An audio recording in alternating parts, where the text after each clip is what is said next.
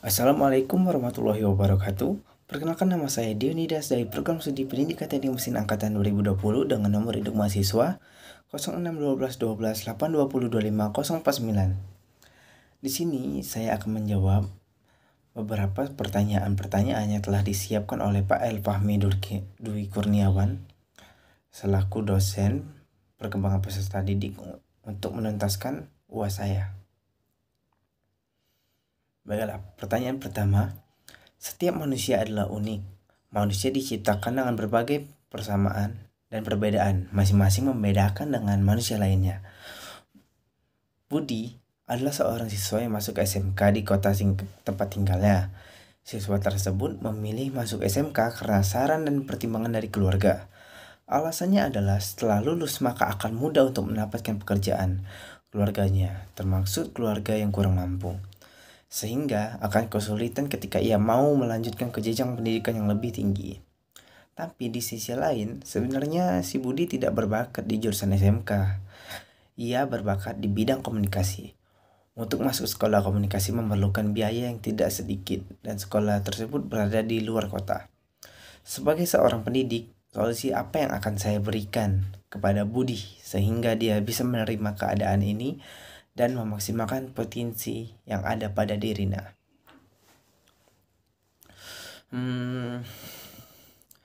Seperti yang kita ketahui, bahwasannya pendidikan itu sangat penting bagi kehidupan kita sehari-hari. Pendidikan merupakan hal yang sangat penting bagi manusia, karena dengan pendidikan terciptalah manusia yang berkualitas, berintelektual, dan terhindar dari kebodohan. Tidak ada waktu untuk menjalani pendidikan, lebih baik bekerja, karena bekerja menghasilkan uang.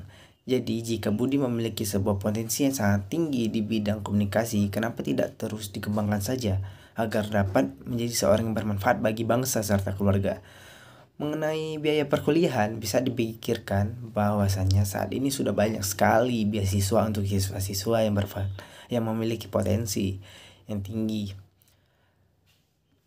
Seharusnya kebijakan pemerintah yaitu beasiswa tadi bisa dimanfaatkan dengan baik, dan Budi memiliki kesempatan untuk mendapatkan beasiswa tersebut karena dari Budi sendiri memiliki kemampuan di bidang komunikasi itu dan bisa tetap mengikuti pendidikan sesuai dengan basicnya yang sudah ada.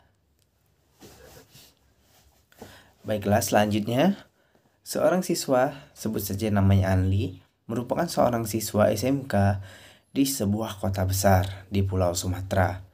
Ia merupakan seorang yang memiliki bakat di dunia teknik. Hanya saja, ia orangnya tidak percaya diri, pemalu, overthinking, selalu ragu akan keputusan dan tindakan yang ia buat. Dia takut keputusan yang buat akan ditolak oleh orang lain. Sebagai seorang pendidik, solusi apa yang akan Anda berikan kepada Andi sehingga dia bisa menerima keadaan ini dan memaksimalkan potensi pada dirinya? Jadi, setiap orang pasti memiliki sifat pemalu, tidak percaya diri, ataupun yang lain.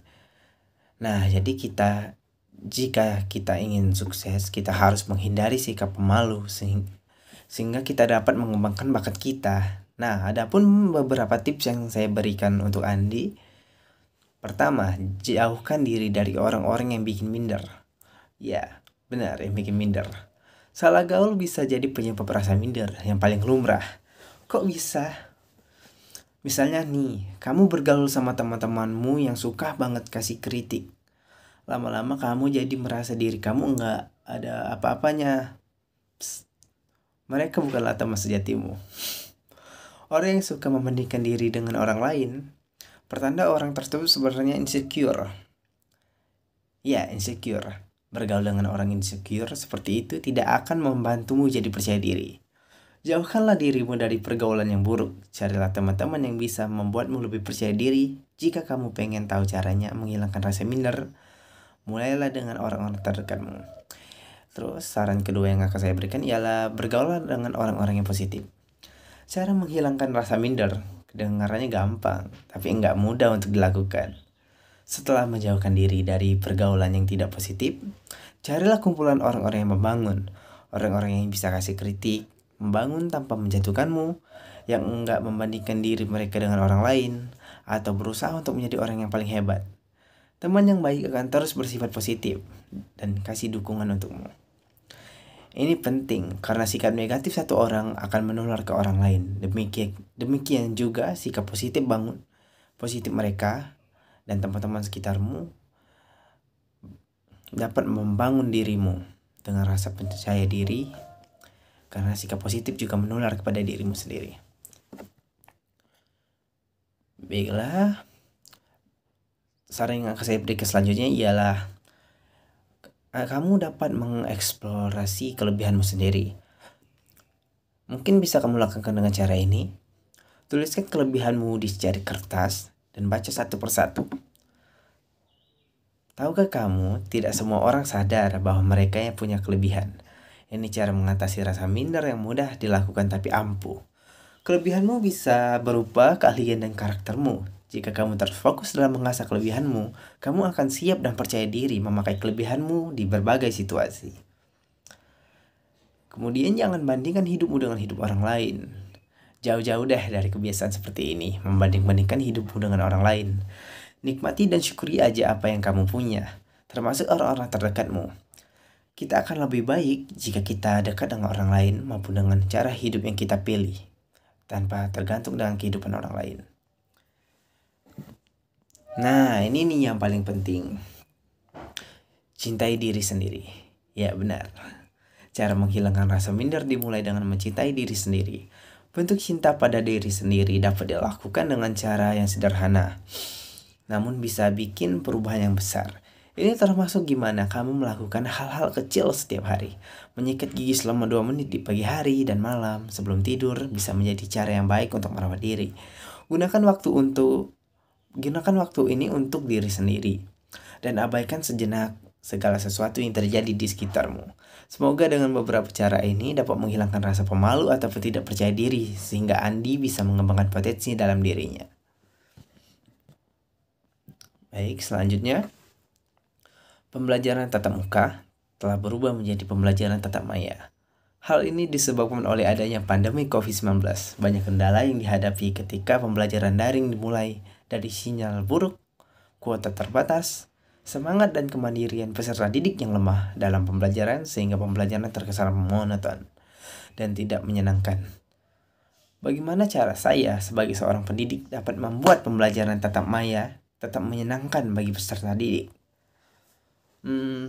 Seperti yang kita ketahui bahwasannya pandemi COVID-19 yang terjadi di Indonesia sejak pertengahan bulan Maret 2020 menjadikan semua sektor merasakan dampaknya, terutama di bidang pendidikan, sehingga membuat proses pembelajaran yang semula dilakukan tatap muka dan saat ini proses pembelajaran dilakukan secara daring atau tatap maya. Nah, dengan dilakukannya pembelajaran secara daring ini, ada beberapa kendala yang dihadapi para siswa-siswi, yaitu antaranya sinyal buruk, terbatasnya kuota internet, kurangnya semangat siswa, hingga kemandirian siswa menurun. Dari beberapa kendala tadi dapat berakibat buruk terhadap dunia pendidikan. Sebagai seorang pendidik, kita dapat melakukan beberapa cara agar pembelajaran secara daring ini dapat berjalan efektif, yaitu dengan cara memanfaatkan teknologi yang ada, yang sudah bisa kita katakan bahwa sekarang sudah mulai canggih. Kita sebagai seorang pendidik harus pandai dalam mengaplikasikan teknologi tersebut dalam kegiatan pembelajaran tatap maya kita. Ini agar dapat membuat para siswa bersemangat mengikuti pembelajaran. Misalnya nih, kita kan membuat PPT interaktif. Nah, PPT interaktif tersebut kita paparkan secara online saat proses pembelajaran dimulai, atau kita membuat video yang kreatif agar pembelajaran tidak membosankan. Serta seorang peserta didik harus mampu membuat model dan strategi pembelajaran yang sesuai dengan karakter siswa. Penggunaan beberapa aplikasi pada pembelajaran daring sangat membantu pendidikan dalam proses pembelajaran ini. Nah, pendidik juga harus terbiasa mengajar dengan memanfaatkan media daring kompleks yang harus dikemas secara efektif, mudah diakses, dan dipahami oleh siswa. Dengan demikian, pendidik dituntut mampu merancang dan mendesain pembelajaran daring yang ringan dan efektif dengan memanfaatkan perangkat media daring yang tepat dan sesuai dengan materi yang diajarkan.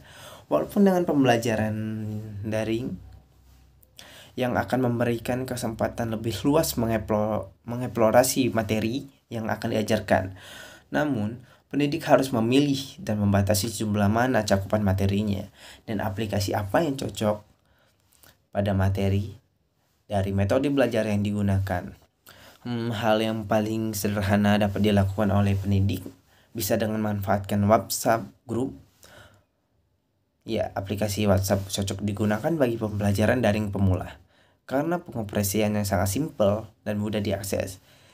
Sedangkan bagi pengajar online yang mempunyai semangat yang lebih, ia meningkatkan kemampuannya dengan menggunakan berbagai aplikasi pembelajaran daring seperti Zoom ataupun Google Classroom. Baik, selanjutnya kita akan lanjut pada materi keempat saya. Emosi remaja itu cenderung tidak stabil, sering meluap-luap, prosesnya mudah marah, terbawa emosi, dan emosi-emosi negatif lainnya. Terkadang sikap itu diarahkan ke hal-hal negatif. Bagaimana tindakan kita dan tindakan saya sebagai pendidik untuk mengatasi hal tersebut. Pada saat ini, peran pendidik sangat penting dalam pembentukan emosional siswa. Pendidik juga harus dapat menjalin ikatan emosional di antara para siswanya sehingga proses pembentukan karakter remaja dapat dibimbing dan diawasi secara lebih aktif.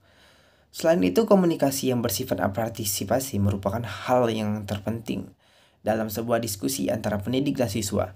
Tak hanya pendidik yang menyampaikan keinginannya untuk siswa, tapi para siswa juga diberikan ruang untuk menyampaikan apa yang dia inginkan, sehingga proses diskusi menjadi dua arah dan siswa tak hanya dijadikan sebagai objek dalam proses pembelajaran.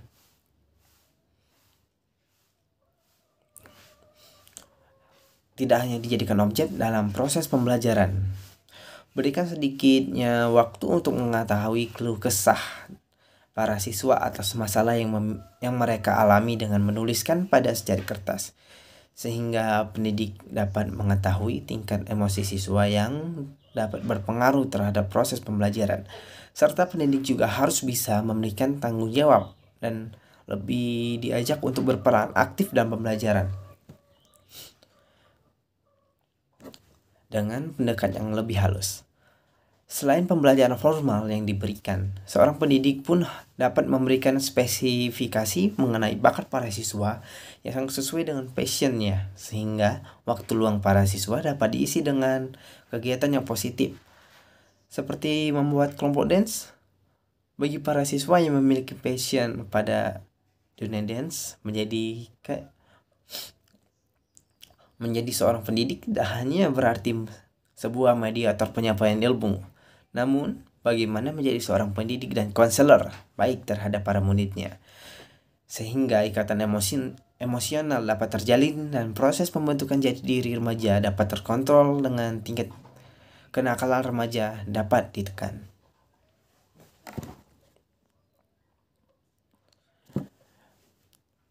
Baik, selanjutnya kata-kata motivasi apa yang paling berpengaruh pada hidup saya sehingga saya dapat menjadi lebih bersemangat dan berbahagia dalam menjalani hidup.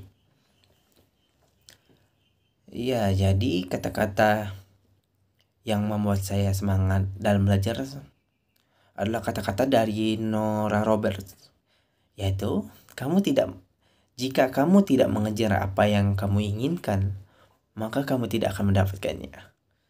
Jika kamu tidak bertanya, maka jawabannya adalah tidak. Jika kamu tidak melangkah maju, kamu akan tetap berada di tempat yang sama. Kata-kata inilah yang memotivasi saya dan menjadi pacuan saya dalam belajar dan kegiatan sehari-hari saya, baik dalam sekolah maupun saat saya ada di rumah. Baik, mungkin seperti ini saja video saya. Saya ucapkan terima kasih. Wassalamualaikum warahmatullahi wabarakatuh.